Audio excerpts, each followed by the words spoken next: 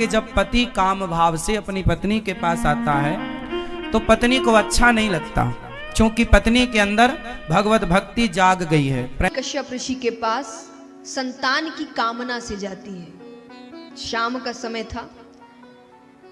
पति ने कहा यह पूजा पाठ का समय है, हर चीज के लिए एक समय दिया गया। राधे राधे दोस्तों, स्वागत है आपका एक और नई वीडियो में। दोस्तों, आज की वीडियो में श्री अनिरुद्ध महाराज जी और देवी जया किशोरी जी के श्रीमुख से हम सबको यह जानने को मिलेगा कि पति पत्नी को संभोग किस टाइम करना चाहिए, सही समय क्या होता है संभोग करने का, जिससे अच्छा संतान प्राप्त हो सके। क्योंकि बहुत लोगों को यह मालूम नहीं होता है, तभी जान पाओगे। दोस्तों, कमेंट करके जरूर बताना आप इस बातों से सहमत हैं। पत्नी आई हमारे पास सवेरे सवेरे, बोली गुरुजी हमारा मन भगवान में लग गया है। ये तो बहुत अच्छी बात है, लेकिन हमारे पति जो हैं अभी तक उनका मन भगवान में नहीं लगा, और वो हमारे पास आते हैं और हमारे पास आकर के वो प्रेम का इजहार करते हैं। हमें तो अब सारे विषय वासनाओं से मन हट चुका है, मन भगवान में लग चुका है, लेकिन हमारे पति देवता का मन अभी तक भगवान में नहीं लगा। हम तो ब्रह्मचारी बन के अब रहना चाहती हैं, पर हमारे पति अभी ब्रह्मचारी नहीं बन पाए। क्या करें? हमें बहुत मन से असंतुष्टि होती है जब हमारे पति हमारे पास काम भाव लेकर आते हैं। हमारा मन बेचैन हो जाता है कि हमारे हृदय में जो कृष्ण है पता नहीं वो निकलकर बाहर ना चले जाएं। ऐसा उस बहन ने मेरे से सवाल किया कि जब पति काम भाव से अपनी पत्नी के पास आता है तो पत्नी को अच्छा नहीं लगता, क्योंकि पत्नी के अंदर भगवत भक्ति जाग गई है, प्रेम जाग गया है।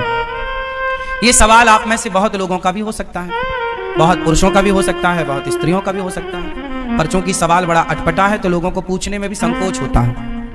इसलिए हम आपको इसका समाधान देते हैं। मैंने उनको ये बात समझाई, बता दिया उनको। शायद यहाँ बैठी हो तो वो, चूंकि ऐसे प्रश्न सवाल माइक में तो वो कर नहीं सकती थी, पर सवाल तो सवाल है, तो हमने उत्तर सोचा कि चलो इस बहाने आपको उत्तर दे दें।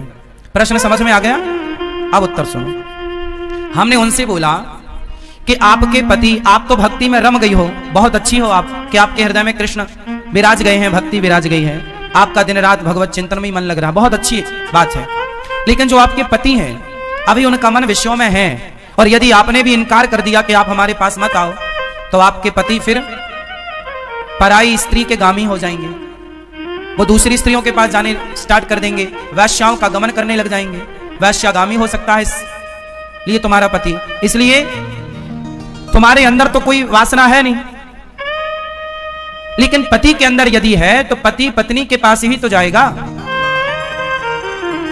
यदि तुमने भी उसे हटा दिया अपने पास से तो वो वैश्यागामी, उसका चरित्र बिगड़ जाएगा। इसलिए तुम्हारा धर्म है। मीराबाई के साथ भी यही था, बिल्कुल सेम। मीरा का विवाह बचपन में कृष्ण से हो गया था, मान लिया था उन्होंने पति कि मेरे तो पति गिरधर गोपाल हैं, लेकिन फिर भी उनके माँ बाप ने जबरदस्ती उनका विवाह भोजराज से कर दिया, जो राणा के बेटे हैं। तो भोजराज राणा के साथ उनका विवाह हुआ। जब उनकी पहली रात आई मिलन की, मीराबाई को बिठाया गया एक कमरे में, सिर्फ दीपक का प्रकाश था, और जो कि रिवाज है घूंघट डाल के मीराबाई को बिठाया गया। तभी रात्रि को, पहली रात्रि पहला मिलन जब भोजराज आए तो मीरा ने अपना दुपट्टा, अपना मुंह खोलते हुए भोजराज से कहा कि ये दुनिया कहती है कि आप मेरे पति हैं, कि ये दुनिया कहती है कि आप मेरे पति हैं, पर मेरी अंतरात्मा तो कहती है कि मेरे पति केवल कृष्ण हैं। लेकिन मेरे मन पर, मेरे प्राणों पर तो कृष्ण का अधिकार है, लेकिन आप व्यवहार जगत में मेरे पति बने हैं। सारी दुनिया तो यही मानती है कि आप मेरे पति हैं, कृष्ण मेरे पति हैं, ये तो केवल मैं जानती हूं। मेरे मन की बातें या मैं जानूं या वो जाने, आप तो नहीं जान पाओगे। तो मेरा मन, मेरे प्राणों पर, मेरे मन पर तो मेरे कृष्ण का अधिकार है, लेकिन आप यदि मुझे अपनी पत्नी मानते हैं तो आपके सामने मेरा शरीर है। यदि मेरे शरीर की भूख है आपको, तो मेरे शरीर से आप अपनी भूख मिटा सकते हैं, मैं मना नहीं करूंगी। आप मेरे शरीर से अपनी भूख मिटा लीजिए, लेकिन मेरे मन पर, मेरे प्राणों पर तो मेरे गिरधर गोपाल का ही वश है, कब्जा है। तो इस बात से यह सिद्ध होता है कि यदि आपका पति कामुक है तो फिर आपका धर्म है कि आप अपने पति को भी धीरे धीरे सत्संग से जोड़ें, कथाओं से जोड़ें, धीरे धीरे उसके मन को भी बदलें और उसका साथ दें। आप यदि सोचेंगे कि मैं तो भक्ति में रमी हूं, अब मेरे पति जो मेरे साथ रमण करेंगे तो वो गलत है। वो गलत नहीं है, आपका धर्म है कि आप अपने पति को खुश रखें। राजा परीक्षित ने कहा, मुझे ये बताइए कि भगवान ने वराह अवतार कैसे ग्रहण किया। सुखदेव जी कहते हैं, राजा दक्ष की कन्या दिति अपने पति कश्यप ऋषि के पास संतान की कामना से जाती है। शाम का समय था। पति ने कहा, यह पूजा पाठ का समय है, हर चीज के लिए एक समय दिया गया है, यह समय सही नहीं है। वो जिद करने लगी तो बिना मन से उन्होंने उनकी इच्छा की पूर्ति कर दी। नहा स्नान करके वो फिर से पूजा में लग गए। पत्नी ने सोचा पति नाराज हो गए, उनके पास जाती है। उसने कहा, मैंने जो किया आपके लिए ही किया, आपका वंश आगे बढ़ेगा, आपकी संतान होगी, आप जैसी तेजस्वी होगी। उन्होंने कहा, नहीं, गलत समय में किया हुआ कार्य गलत परिणाम देता है। कैसे गलत? बोले, तुम्हारे पुत्र होंगे और एक नहीं 2 जुड़वा पुत्र होंगे, पर महादुष्ट होंगे। और दुष्ट भी कैसे?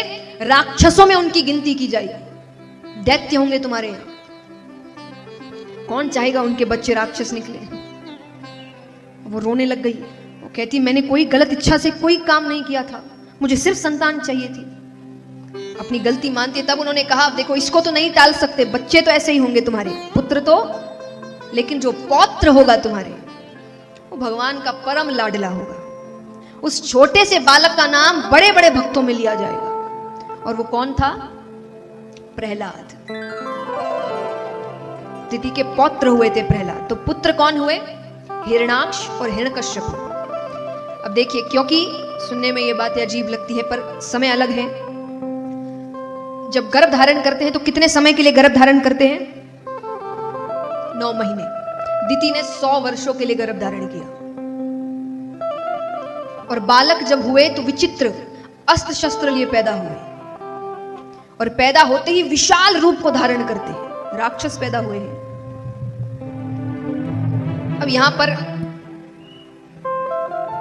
सुखदेव जी से पूछते हैं राजा परीक्षित कि ये ऐसे विचित्र क्यों हुए और ये कौन है असल में? तब सुखदेव जी कहते हैं कि ये और कोई नहीं, भगवान के द्वारपाल हैं, जय और विजय। क्यों? एक बार भगवान आराम कर रहे थे, सनकादि ऋषि आते हैं, उनको कुछ जरूरी काम था भगवान से। उन्होंने द्वारपालों से कहा कि भगवान को बुला दीजिए। उन्होंने कहा वो आराम कर रहे हैं। अरे बोले, मुझे बहुत जरूरी काम है, आप उनसे कहिए कि हम आए हैं। अगर वो कह देंगे जाने के लिए तो हम चले जाएंगे। जय विजय कहते हैं, समय देखते नहीं हो, कभी भी आ जाते हो। उनका निरादर करते हैं। निरादर करते हैं तो उनको क्रोध आता है। क्रोध में आकर उन्होंने श्राप दिया कि जिस बात का तुम्हें घमंड है कि तुम भगवान के इतने करीब हो, मैं उसी घमंड को तोड़ता हूं और श्राप देता हूं कि 7 जन्मों तक तुम भगवान से दूर चले जाओ। श्राप सुन के तो वो डर गए, बहुत रोते हैं, बहुत माफिया मांगी, बहुत क्षमा याचना की। तब वो कहते हैं कि श्राप को टाल नहीं सकता पर कम कर सकता हूं। 7 जन्म की जगह 3 जन्म हो सकते हैं, लेकिन 3 जन्म में तुम्हें भगवान से ऐसी दुश्मनी लेनी पड़ेगी, इतनी दुश्मनी कि भगवान को तुम्हारे लिए अवतार लेना पड़े। तब इनके जो 3 जन्म हुए थे, वो एक था हिरण्यकश्यपु, भाई भाई बनके, दूसरा जन्म था रावण और कुंभकर्ण, और तीसरा था शिशुपाल और दंतवक्र। ये 3 जन्म हुए थे जब ये तीनों ने भगवान से अत्यंत दुश्मनी ली है। तो यहां पर 2 पुत्र हुए, हिरण्याक्ष और हिरण्यकश्यप। हिरण्याक्ष होते हैं वो समुद्र की विशालता देखते हैं और उसको युद्ध के लिए ललकारते हैं। समुद्र ने कहा, मुझसे युद्ध मत करो, मेरे तल पर पृथ्वी रखी है, इसको लेने कोई आएगा। उसको पता था भगवान ही आएंगे। उसने कहा उनसे युद्ध कर लेना। ठीक है, वो पृथ्वी के पास जाकर बैठ गया। अब यहां पर ब्रह्मा जी ने अभी तक रचना का कार्य शुरू नहीं किया था। धीरे धीरे रचना का कार्य शुरू कर रहे हैं। अब उनको लग रहा है कि रचना तो कर दूं पर उनको रखूंगा कहां। तो भगवान का ध्यान करते हैं और ब्रह्मा जी के नासिका से भगवान ने छोटे से वराह का अवतार लिया और वो सीधा समुद्र में जाते हैं। समुद्र से पृथ्वी को अपने मुख के ऊपर रखकर लेकर आ रहे हैं। बीच में हिरण्याक्ष आता है। उसने कहा, पृथ्वी ले जाना है तो मुझसे युद्ध करना पड़ेगा। भगवान और उसके बीच युद्ध होता है, भयानक युद्ध होता है, और भगवान उसका उद्धार करते हैं और पृथ्वी को अपने साथ ऊपर बहुत लेकर। बहुत धन्यवाद दोस्तों वीडियो पूरा देखने के लिए। दोस्तों अगर आप महाराज जी की बातों से सहमत हैं तो वीडियो को लाइक कमेंट चैनल को सब्सक्राइब करिए। मिलते हैं एक और नई वीडियो पर, तब तक के लिए